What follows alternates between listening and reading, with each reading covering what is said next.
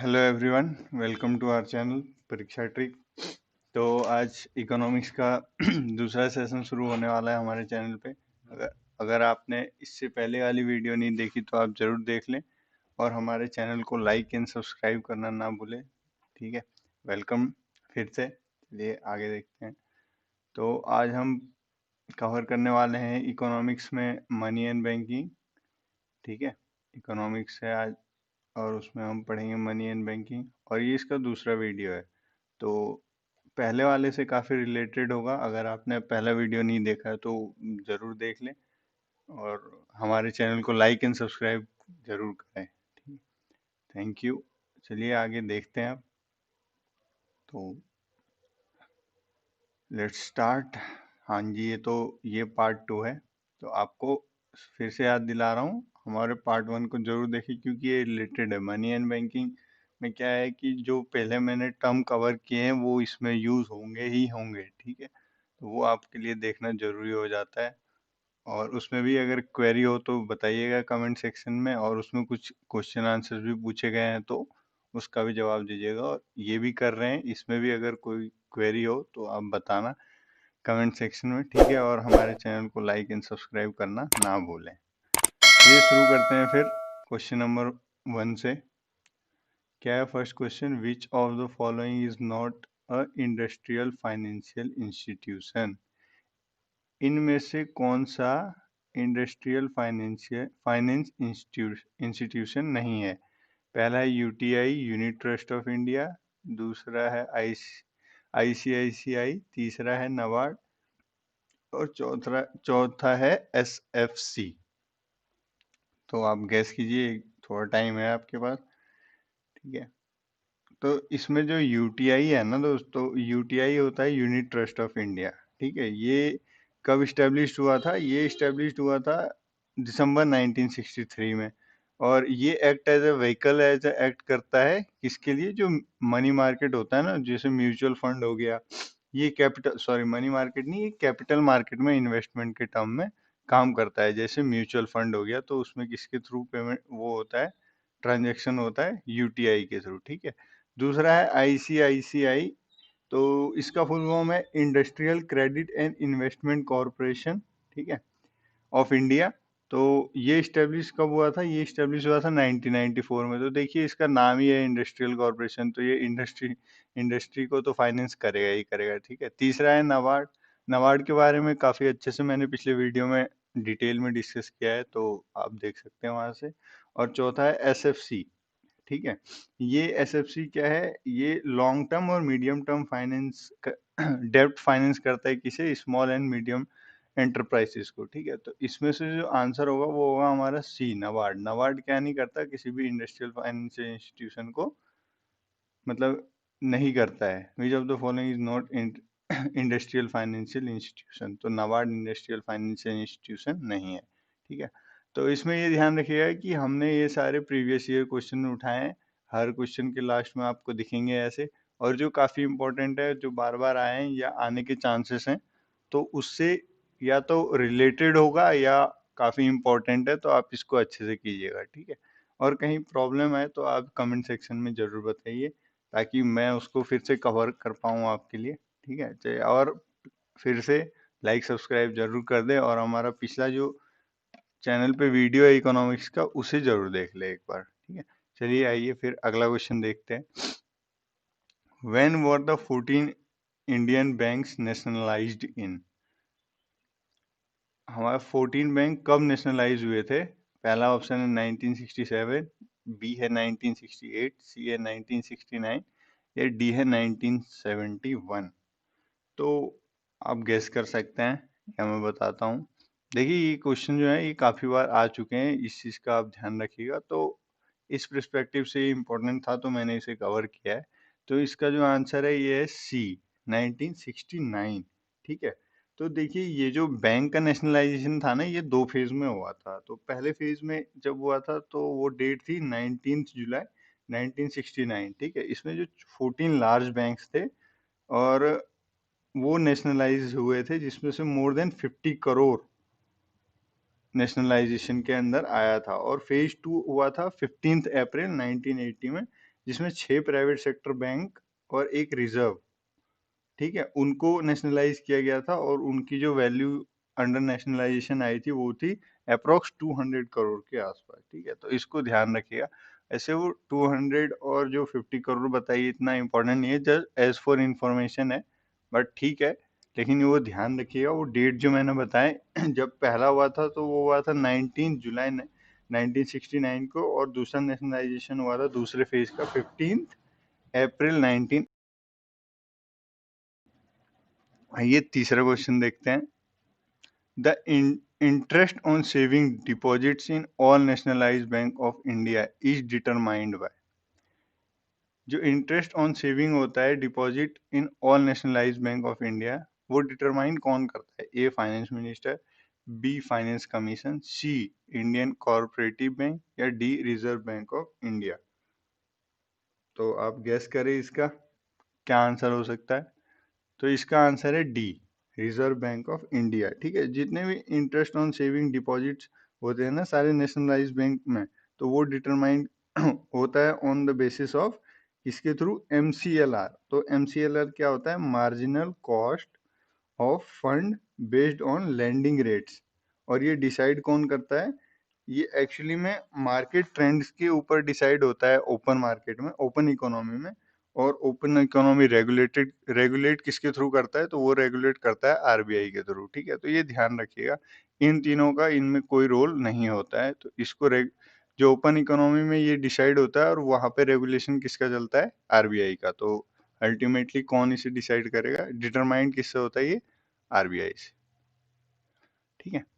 देखिए ये पूछा गया था और चांसेस हैं, अच्छे क्वेश्चंस हैं ये, तो इसको हमने कवर किया है।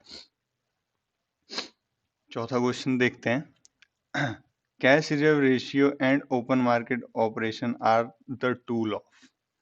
तो ये देखिए, ये मैंने हमारा पिछला जो वीडियो है उसमें मैंने अच्छे से कवर किया था, ये कैश रिजर्व रेशियो और ओपन मार्केट ऑपरेशन, तो वहां से देख सकते हैं, ठीक है।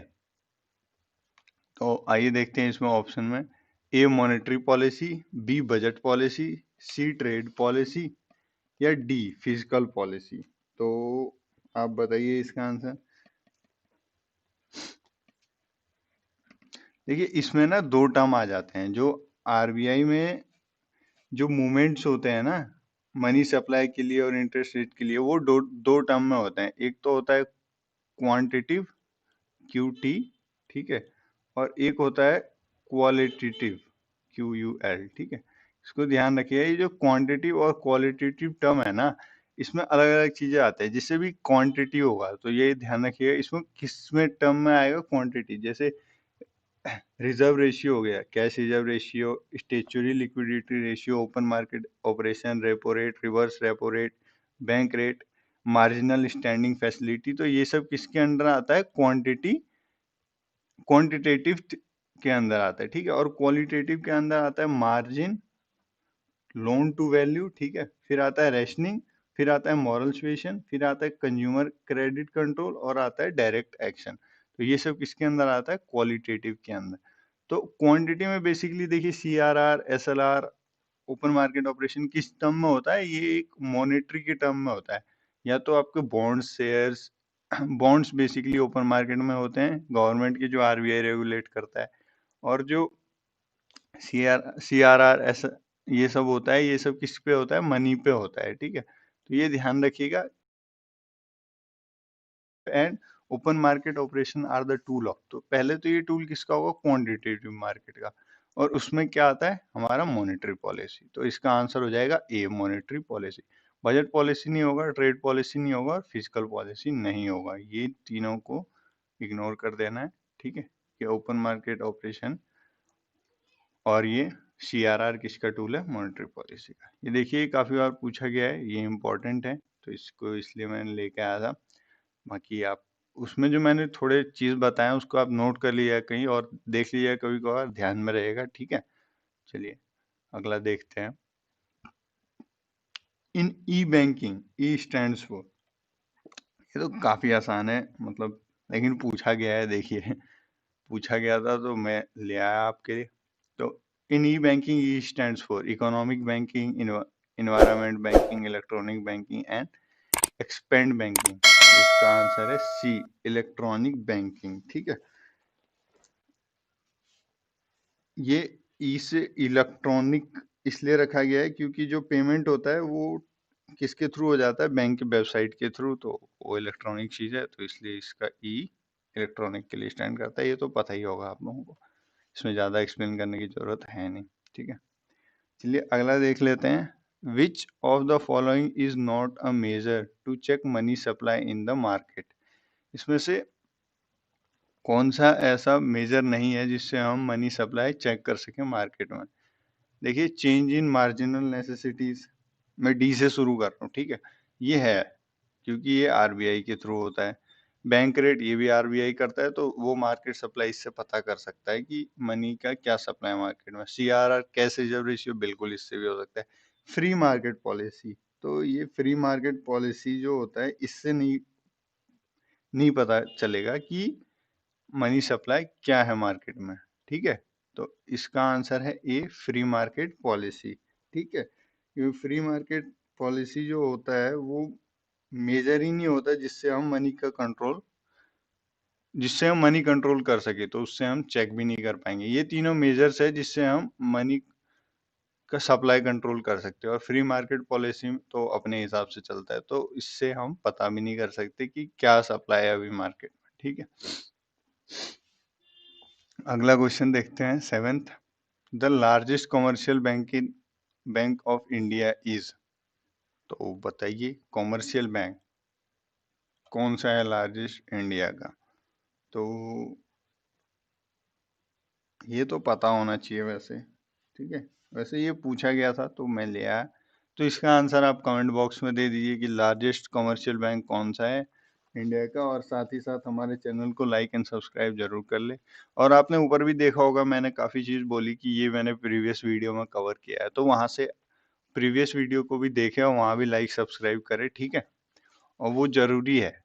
इस अभी ये एक और वीडियो इसके आगे आएगा, तो उसमें भी इस वीडियो और उस वीडियो दोनों का टर्म मिला के हम कवर करेंगे, तो आपको ये वो वाला वीडियो भी देखना जरूरी है और ये भी देख लीजिए, और इसका भी आंसर आप कमेंट बॉक्स में जरूर करें। ठीक है, चलिए अगला क्वेश्चन कवर कर लेते हैं। Which among the following is example of optional money. इसमें से चारों में से कौन सा ऑप्शनल मनी का एग्जाम्पल है। तो इसका जैसे पहला है करेंसी नोट, बी है कॉइन्स, सी है चेक, या डी है बॉन्ड्स।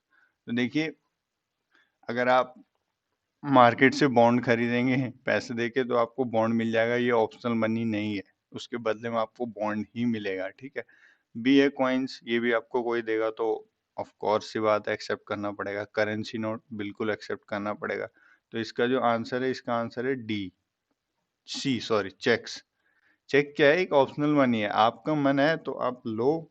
अगर वैसे तो चेक इसलिए यूज होता है ताकि पेयर और पे, जो आपको चेक दे रहा है और जो ले रहा है, दोनों में ट्रस्ट होता है, तब ये चेक मतलब एक्सेप्ट होता है। और जहाँ पे ये नहीं होता है वो मना कर देते हैं, नहीं हमें चेक नहीं चाहिए, आप हमें कैश में दे दो या बैंक ट्रांसफर कर दो, इस टाइप का। ठीक है, तो जनरली ये ज़्यादातर लोगों के बीच में ट्रस्ट हो तभी एक्सेप्ट होता है। ठीक है, चलिए अगला क्वेश्चन, ये देखिए काफ़ी बार पूछा गया है, ध्यान रखिएगा। अगला क्वेश्चन क्या है, green banking means A, development of forestry by bank.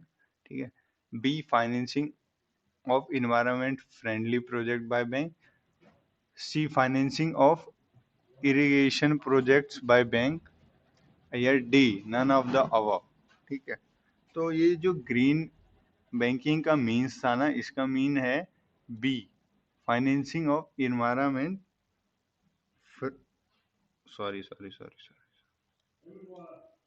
Sorry sir, इसका जो आंसर है, इसका आंसर है D, sorry, none of the above. ठीक है, तो ये ग्रीन बैंकिंग जो बेसिकली था, इसका क्या था, ये एक इनोवेटिव टेक्निक था टू रिड्यूस इन्वायरमेंट बर्डन।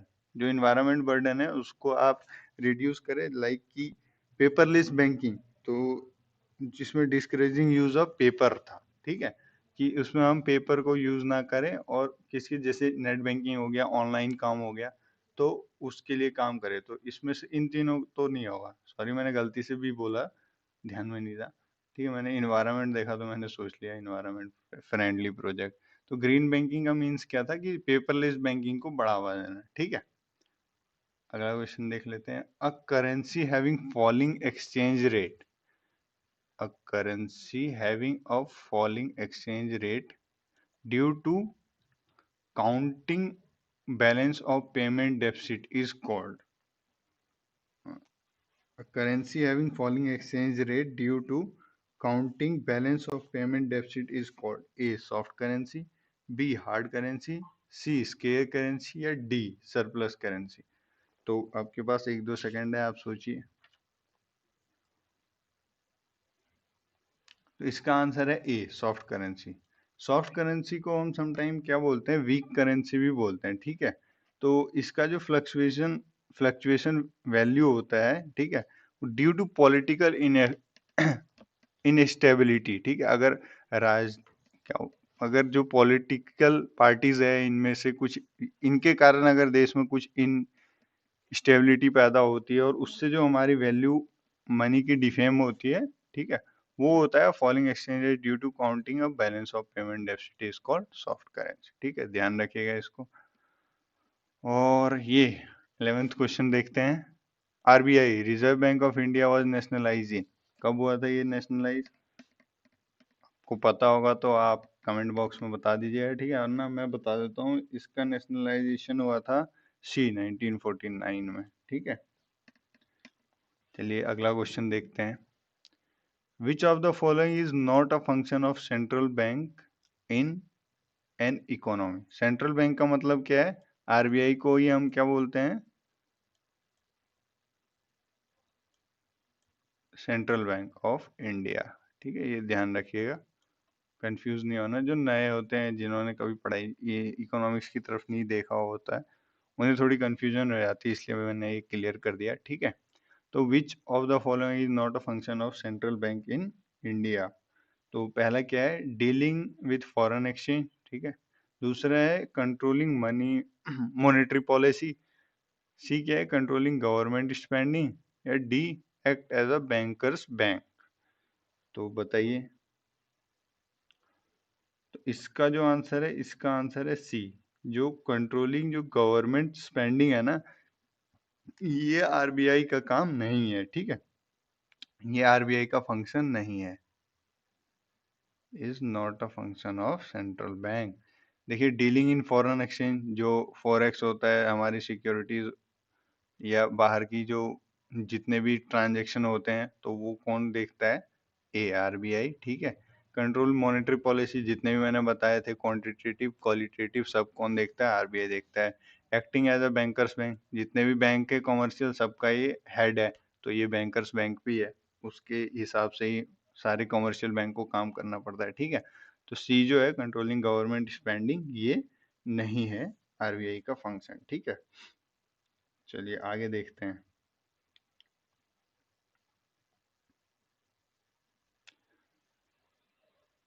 क्या है अगला question? The bank cheques are processed by using of. देखिए, बैंक, ये काफी इंपॉर्टेंट है, ये मतलब छोटी सी चीज है, बट आपको ध्यान रहना चाहिए। बैंक चेक्स किसके थ्रू प्रोसेस्ड होता है, क्या यूज करके वो प्रोसेस्ड होता है? ठीक है, पहला है OCR, बी है MICR, सी है OMR, या डी है PMR। ठीक है, तो इसका आंसर है MICR। ठीक है, MICR क्या होता है? Magnetic ink character.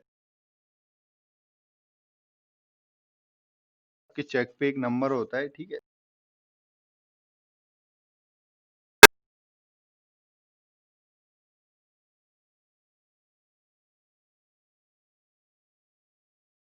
तो ये जो MICR है ना, इसका फुल फॉर्म क्या बताया मैंने? Magnetic ink character recognition.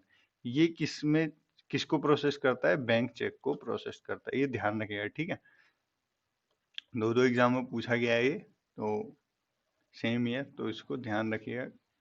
ठीक है, अगला क्वेश्चन भी देख लीजिए, काफी इंपॉर्टेंट है, बहुत बार आया है। तो ये क्या है अगला question? Regional rural banks are sponsored by. जो रीजनल रूरल बैंक्स होते हैं, वो किसके द्वारा स्पॉन्सर्ड होते हैं? A, nationalise commercial bank, B, reserve bank of India, C, state bank of India, या डी गवर्नमेंट ऑफ इंडिया? सोचिए थोड़ा ना। हाँ, वो है नहीं है मुश्किल। तो किसके द्वारा होता है ये? इसका आंसर है ए, नेशनलाइज कॉमर्शियल बैंक। ठीक है, जो रीजनल रूरल बैंक होते हैं वो किसके द्वारा स्पॉन्सर्ड होते हैं? नेशनलाइज कॉमर्शियल बैंक के द्वारा। ठीक है, तो ये जो रीजनल रूरल बैंक होते हैं ये ऑपरेट करते हैं लोकल स्टेट लेवल पे। ठीक है, जो आरआरबीज रीजनल रूरल बैंक होते हैं ये फॉर्म होते हैं view to serve rural areas to provide basic financial service. ठीक है, जो रूरल एरिया में छोटे मोटे फाइनेंशियल सर्विस है वो रीजनल रूरल बैंक स्पॉन्सर कर देती है उसे, मतलब दे देती है। ठीक है, क्रेडिट दे देती है। इसको ध्यान रखिएगा। तो रीजन नेशनलाइज कॉमर्शियल बैंक किसके द्वारा स्पॉन्सर्ड? रीजनल बैंक को ये स्पॉन्सर करती है। ठीक है, चलिए अगला क्वेश्चन देखते हैं। If the central bank want to increase in the supply of money and decrease in the cost of borrowing, it should be। क्या बोल रहा है कि अगर central bank wants to increase in the supply of money, अगर central bank money की supply बढ़ाना चाह रही है और डिक्रीज करना चाह रही है क्या? कॉस्ट ऑफ बोरोइंग, मतलब जो भी हम पैसा बोरो करते हैं मार्केट से उसकी कॉस्ट बोरो डिक्रीज करना चाह रही है, तो वो क्या करेगी? मतलब इट शुड बी, मतलब इन चारों में से कौन सा ऑप्शन ठीक रहेगा? Lower cash reserve ratio, raise discount rate, C sell government security, या D all of the above. ठीक है, तो जो इसका आंसर है, इसका आंसर है ए, लोअर कैश रिजर्व रेशियो। देखिए सीआरआर क्या होता है कि जो बेसिकली एक परसेंट डिसाइड करती है आरबीआई, मान लेते हैं 4%, तो जितना भी कॉमर्शियल बैंक के पास कैश होगा ना उसका वो 4% जो है वो किसके पास रखेगी? आरबीआई के पास रखेगी। ठीक है, तो तो मान लीजिए अब क्या बोला है इस क्वेश्चन में कि इंक्रीज मनी सप्लाई, तो अगर ये परसेंट कम हो जाएगा 2%, अगर आरबीआई इसे 2% पे कर देगी, तो 2% पे कर देगी तो मतलब 2% कॉमर्शियल बैंक के पास बचेगा, तो ये काफी लोगों को क्या करेगी? और पैसे दे पाएगी लोन के टर्म्स में। ठीक है, तो उससे क्या होगा? हमारा मनी सप्लाई बढ़ जाएगा इंक्रीज में, और कॉस्ट ऑफ बोरोइंग जो है वो भी कम हो जाएगी, क्योंकि अगर ज्यादा मनी लेंगे तो क्या होगा?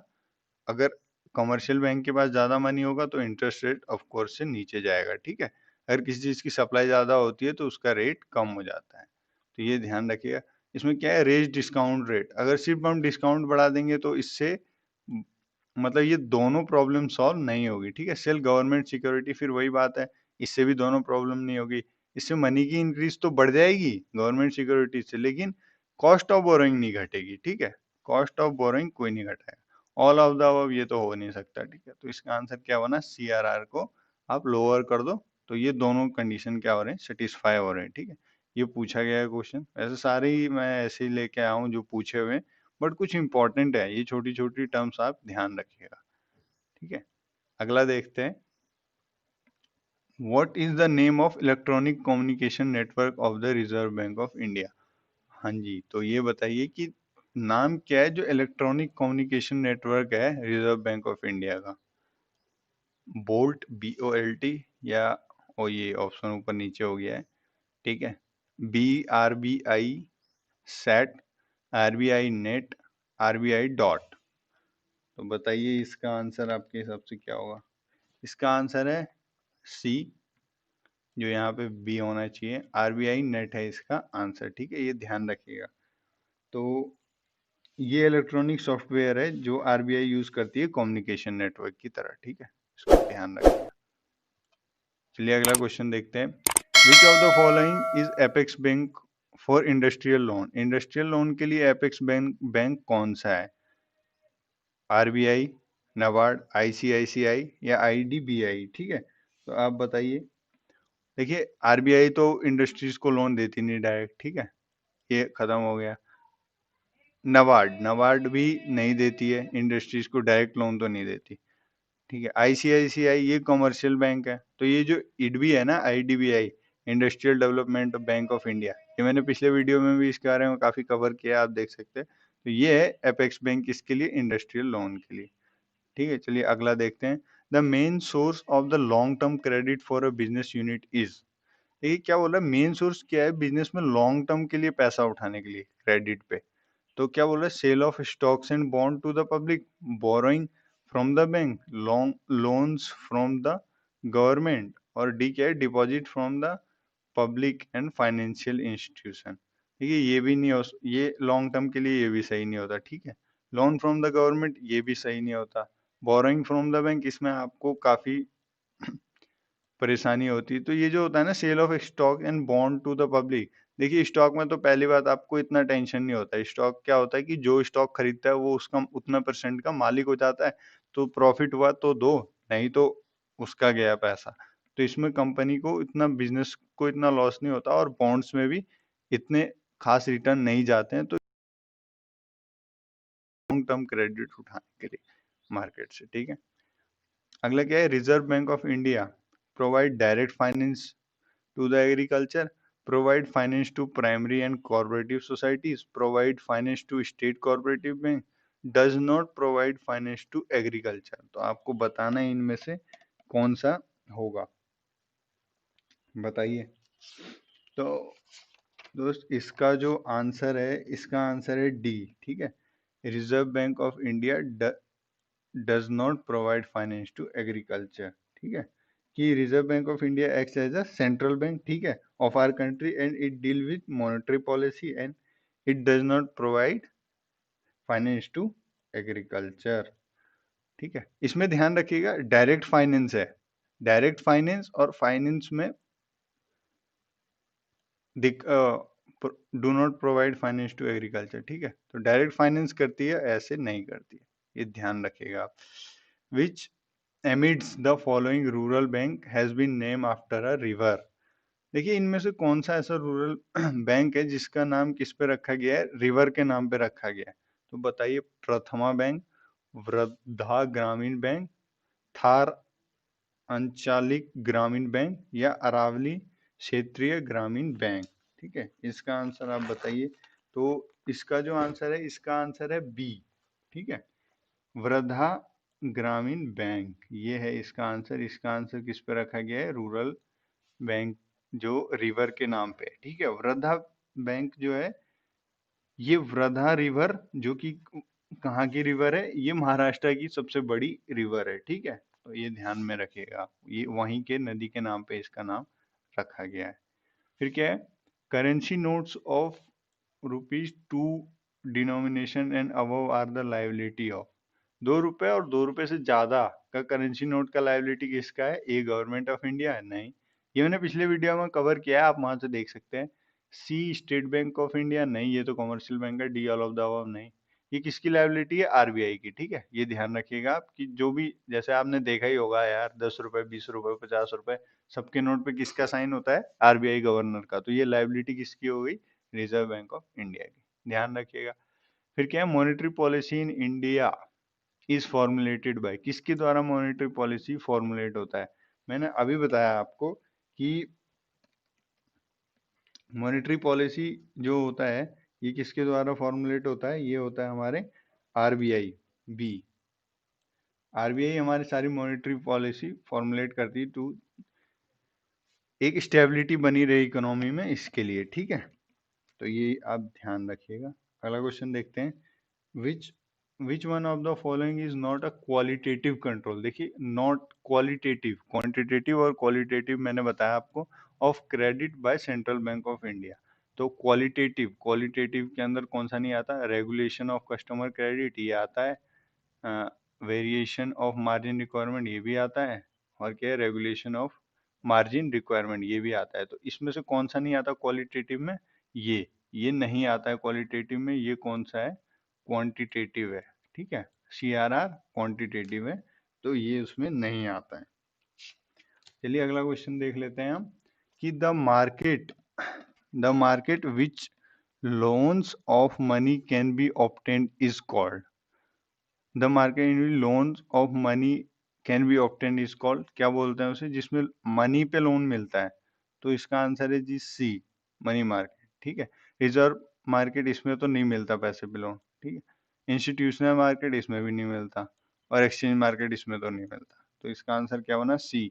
जो मनी मार्केट होता है ना, इसमें मिलता है। तो मनी मार्केट क्या होता है, बेसिकली ये एक ट्रेडिंग शॉर्ट टर्म सिक्योरिटीज है, जो कितने दिन के अंदर होता है, बेसिकली 1 साल, 1 से लेके 365 डेज के अंदर अंदर इसमें सिक्योरिटीज में सारे जो इंस्ट्रूमेंट है उसमें डील होती है, ठीक है। ये शॉर्ट टर्म के लिए होता है और इसलिए इसे मनी मार्केट भी कहा जाता है, ठीक है। जितने भी शॉर्ट टर्म सिक्योरिटीज हैं और उसके money as a instrument use होगा तो वो मनी मार्केट होता है और इसका मनी से लोन ऑब्टेन होता है, ध्यान रखिएगा इसका। फिर क्या है, lender of the last resort is, SBI commercial bank है, ये भी नहीं होगा। इडबी ये इंडस्ट्रियल बैंक है, ये भी नहीं होगा। नबार्ड ये भी नहीं होगा। तो इसका आंसर क्या होना, आरबीआई। आरबीआई क्या है, lender of last resort. Lender of last resort क्या होता है कि मान लीजिए अगर किसी बैंक का ब्रांच है और या बैंक ही है, उसका कैश खत्म हो गया या कुछ कर्जे में है वो, और अचानक शॉर्टेज ऑफ कैश हो गई, तो वो किसी और के पास नहीं जाके, पब्लिक से नहीं लेके, उसको कौन हेल्प करता है आगे बढ़ के, आरबीआई हेल्प करता है, ठीक है। तो आर इसलिए उसे लेंडर ऑफ लास्ट रिजॉर्ट भी बोला जाता है। चलिए अगला क्वेश्चन देखते हैं। Bank rate refer to the interest rate at which, bank rate. देखिए बैंक रेट मैंने मेरा जो पिछला वीडियो है उसमें मैंने काफी अच्छे से बताया था, ठीक है। तो उसको एक बार आप लोग देख लीजिएगा। बैंक रेट मतलब होता क्या है और मतलब किस लिए यूज होता है। तो bank rate refer to interest at which commercial bank receive deposit from the public, commercial bank given loan to central bank given loan to commercial bank, c government loan are floated, या D commercial bank grant loan to their customer। तो जो इसका answer है, इसका answer है B. जो central bank जो loan देता है ना कमर्शियल बैंक को, तो उस रेट को, जिस रेट पे देगा वो, जैसे हम अगर बैंक से लोन लेते हैं तो कोई रेट होता है कि हाँ जी इतना परसेंट को के रेट से आपको इंटरेस्ट देना पड़ेगा ब्याज, तो उसी रेट से सेंट्रल बैंक आरबीआई से कमर्शियल बैंक भी लेता है। जैसे पिछले क्वेश्चन में था ना, लेंडर ऑफ लास्ट रिजॉर्ट, तो आरबीआई है। तो आरबीआई को अगर कोई भी बैंक अगर शॉर्टेज ऑफ कैश चल रहा है तो उसको जो इंटरेस्ट पे पैसा मिलेगा ना, वो क्या होता है, हमारा बैंक रेट होता है, ठीक है। इसमें भी मैंने समझा दिया और पिछले वीडियो में भी है। चलिए अगला क्वेश्चन देखते हैं। Commercial bank create credit on the basis of their securities, on the basis of their assets, on the basis of their stocks, on the basis of their deposits। देखिए कमर्शियल बैंक और central bank, commercial bank में आता है SBI, ICICI, PNB, ये सारे commercial bank है, ठीक है, जो प्रॉफिट मोटिव के लिए काम करते हैं। और है सेंट्रल बैंक में कौन सा आता है, आरबीआई, ठीक है। तो ये ध्यान रखिएगा बार बार, कमर्शियल कमर्शियल ये क्या है, कमर्शियल। तो कमर्शियल क्या होता है, जो भी एसबीआई वगैरह है ये सारे कमर्शियल बैंक ही हैं। तो कमर्शियल बैंक कैसे क्रेडिट क्रिएट करता है, on the basis of their deposits, ठीक है। जो भी उन पे डिपॉजिट्स आते हैं उनके बेस पे वो क्या करता है, क्रेडिट क्रिएट कर देता है, करता है मतलब, ठीक है। चलिए अगला क्वेश्चन देखते हैं। Bank money refers to, bank money, देखिए कॉइन्स ये क्या है, जनरली एक्सेप्टेड मनी है। गोल्ड भी, गोल्ड तो मतलब है ही, उसी पे सारे मनी की वैल्यू की जाती है, गोल्ड बुलियंस। या डी चेक्स, करेंसी नोट्स भी है। तो ये जो चेक्स है ना, ये क्या है, बैंक मनी है, ठीक है। क्योंकि ये बैंक के द्वारा निकाला गया तो इसलिए बेसिकली इसे बैंक मनी ही बोलते हैं। चेक और ड्राफ्ट, ठीक है, बैंक क्रेडिट्स, ये सब क्या होता है, इक्विवेलेंट टू मनी होता है। कि अगर आपने 1 लाख का चेक काट दिया तो वो 1 लाख रुपए के बराबर ही है, ठीक है। तो इसलिए इसे, अगर आपके अकाउंट में बैलेंस है और वो चेक बाउंस नहीं हुआ है तो इस तो वो 1 लाख 1 लाख के बराबर ही है, इसलिए इसे बैंक मनी भी बोला जाता है, ठीक है। Which term is not related to banking, इनमें से कौन से टर्म क्या है जो बैंकिंग से रिलेटेड नहीं है। देखिए सीआरआर, कैश रिजर्व रेशियो, बिल्कुल ये बैंकिंग से रिलेटेड है। एसएलआर, स्टेचुटरी लिक्विडिटी रेशियो, ये भी बिल्कुल बैंकिंग से रिलेटेड है। फिर क्या है, डी फिक्स डिपॉजिट, ये भी बिल्कुल बैंकिंग से रिलेटेड है। तो कौन सा आंसर बना हमारा, बी, नीर, NEER, जो है ये बैंक से रिलेटेड नहीं है, ठीक है। ये किस, इसका फुल फॉर्म क्या होता है और ये किस लिए स्टैंड करता है, नीर, नीर स्टैंड करता है नेशनल इफेक्टिव एक्सचेंज रेट, ठीक है। और ये किससे रिलेटेड नहीं है, ये बैंकिंग से रिलेटेड नहीं है, ठीक है। ये ध्यान रखिएगा, नीर बैंकिंग से रिलेटेड नहीं है। और इससे फिर क्या है, a low interest policy is known as, low interest policy को क्या बोलते हैं? A cheap money policy, B income generating, C dear money policy, या डी इन्वेस्टिंग पॉलिसी। तो जो लो इंटरेस्ट मनी होता है ना, इसे हम क्या बोलते हैं? चीप मनी पॉलिसी भी बोलते हैं, ठीक है। जब जब किसी भी देश का सेंट्रल बैंक, ठीक है, अगर लोअर कर देता है इंटरेस्ट रेट कम कर देता है as a measure of monetary policy, ठीक है, तो वो क्या कहलाता है? वो interest rate, cheap interest rate या लो इंटरेस्ट रेट पॉलिसी कहलाता है। और इसी को हम क्या बोलते हैं? चीप मनी पॉलिसी, ठीक है। और इससे क्या हो जाता है? हम जितने भी लोन वगैरह लेते हैं ना, वो सस्ते हो जाते हैं या कम हो जाते हैं, ठीक है। ये ध्यान रखिएगा कि लो इंटरेस्ट से क्या होगा, ऑफ कोर्स हम जितने भी लोन वगैरह लेंगे उस पे इंटरेस्ट कम मिलेगा, तो उसी को हम क्या बोलते हैं? चीप मनी पॉलिसी भी बोलते हैं। तो इसी के साथ आज का भी वीडियो हमारा खत्म हो गया दोस्त। ये 30 क्वेश्चन थे, ये मैंने कवर किए। तो आपको जो मैंने क्वेश्चंस पूछे हैं, आप उसका आंसर जरूर दें कमेंट बॉक्स में, और हमारे चैनल को लाइक सब्सक्राइब जरूर जरूर करें, ठीक है। और प्रीवियस वीडियो जरूर देख लें, क्योंकि इसमें से काफ़ी क्वेश्चंस ऐसे हैं जो प्रीवियस से रिलेटेड हैं, ठीक है। और ये सारे इंपॉर्टेंट क्वेश्चंस हैं जो आए हुए हैं एग्जाम में, ये मैंने कवर किए हैं आपके लिए मनी एंड बैंकिंग से। तो ऐसे ही मैं सोच रहा हूँ सारे चैप्टर्स का कवर करूँ, इसका एक पूरा सीरीज बना दूँ आपके लिए, ताकि आपको आसानी हो कोई भी एग्जाम्स में इकोनॉमिक्स का क्वेश्चन देखते ही आपको टिक करने में, ठीक है। तो आप इसलिए मैं कह रहा हूँ आप हमारे चैनल से जुड़ जाएं, और भी सारे वीडियोस हैं वो भी आप देखें, और इसे तो जरूर देखें, ठीक है। हमारे चैनल को लाइक एंड सब्सक्राइब करें। चलो फिर, ठीक है, thank you so much, bye bye.